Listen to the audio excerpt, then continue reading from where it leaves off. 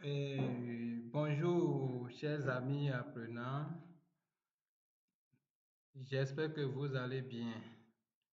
Ok, bienvenue dans la classe Adia ce matin. Comme d'habitude, nous allons poursuivre les cours avec la leçon numéro 23 qui porte sur les adjectifs possessifs en Adia. Merci de nous suivre.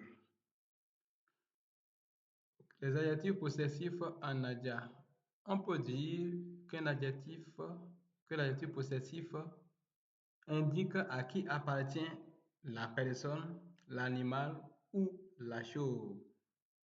Donc, l'adjectif qualificatif nous permet de comprendre la propriété de la chose. Et en français, le français dit que l'adjectif possessif est toujours placé avant le nom. Et vous le savez déjà. Nous allons donner quelques exemples. Mon bic. Ici, vous voyez que mon est placé avant bic. Mon ici, c'est un type possessif. Il y en a de même pour vos dans vos cahiers. Donc, ils sont placés, vos et moi et vos sont respectivement placés avant les noms bic et cahier. Merci. Pour ce qui concerne la langue Adja, il existe deux catégories d'adjectifs possessifs. Il y a certains adjectifs qui suivent les mots qu'ils déterminent, qu'on appelle les possessifs anténominaux, et ceux qui précèdent les mots ou bien les noms qu'ils déterminent, qu'on appelle les possessifs postnominaux. Ok, nous allons voir les possessifs anténominaux. Donc, au singulier, nous avons ani ou kinye, qui veut dire mon, ma, mes. Ao ou tao, veut dire ton, ta, tes. I ou ié, qui veut dire son, sa ou c'est. Et côté pluriel, nous avons miwo, veut dire notre, nos, miwo, votre, vos, wowo ou yewo, veut dire leur SE, leur sans X. Voilà.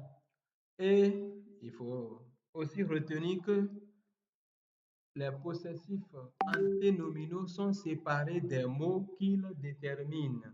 Donc, les possessifs anténominaux sont séparés des noms qu'ils déterminent. Et comme exemple, nous allons voir Ani Bafo. Il veut dire mon maïs. Vous voyez Ani ici qui est adjectif possessif est placé avant le nom Bafo. Il y en a aussi de même pour Miwo, Bafo. Vous voyez, Miwo ici est séparé et placé avant Bafo. Donc, c'est ce qu'il faut retenir. Pour ce qui concerne les possessifs post-nominaux, il faut noter qu'ils sont uniquement utilisés pour déterminer les substantifs de parenté. Donc, quand on veut parler de parents, des substantifs de parenté, c'est dans ce sens qu'on écrive les possessifs post-nominaux.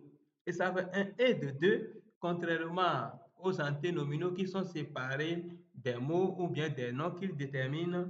Ceux-ci, c'est-à-dire les post-nominaux, sont collés aux mots qu'ils déterminent. Voilà la nuance ou bien la différence. Donc, voici les post-nominaux et c'est uniquement du côté singulier. Il n'y en a pas pour le côté pluriel. Ce sont ces trois personnes, première personne, deuxième personne, troisième personne du singulier uniquement. Ici, nous avons mien, c'est-à-dire mon, ma, o, c'est-à-dire te, toi, lo, o, est, c'est-à-dire son ou ça. Donc, vous voyez qu'il y a un trait d'union ici avant nien, o, lo, o et est. Cela montre effectivement qu'il y a un mot qui manque et qu'on doit ajouter ce mot à ces dérivés-là. Et c'est pourquoi on dit qu'ils doivent être nécessairement collés au aux mots qu'ils déterminent. Et là, nous allons voir quelques exemples. Énonnier, et dit ma mère, énonnier. Donc, par exemple, en prenant l'exemple de énonnier, on dira que c'est éno qui manque ici. C'est pourquoi il y a trait d'union avant de mettre nier. Il y en est de même pour achio. Ici, donc, hein, vous voyez, quand nous prenons achi, c'est la même chose, c'est achi qui manque. C'est un exemple que je donne, c'est pourquoi il y a trait d'union, ainsi de suite. Il y en a aussi de même pour édalo, dans lo, assoa, dans o, et achi, et achier dans, et est dans achier. Donc, c'est ce qu'il faut retenir, chers amis. Il faut retenir tout simplement que pour ce qui concerne les adjectifs possessifs, il y en a deux catégories. La première, c'est les adjectifs anténominaux et sont placés avant ou après le nom, mais s'écrivent séparément, contrairement aux adjectifs post-nominaux qui sont utilisés pour désigner les substantifs de parenté et également ils sont uniquement, ils s'écrivent ensemble avec le nom, c'est-à-dire qu'ils sont collés, donc on ne les sépare pas. Ok, merci de nous avoir suivis, c'est la fin. Nous rappelons que la leçon sera accompagnée d'un exercice que nous allons vous envoyer. Vous avez suivi la présentation de Otodi Jérôme. Merci et à la prochaine.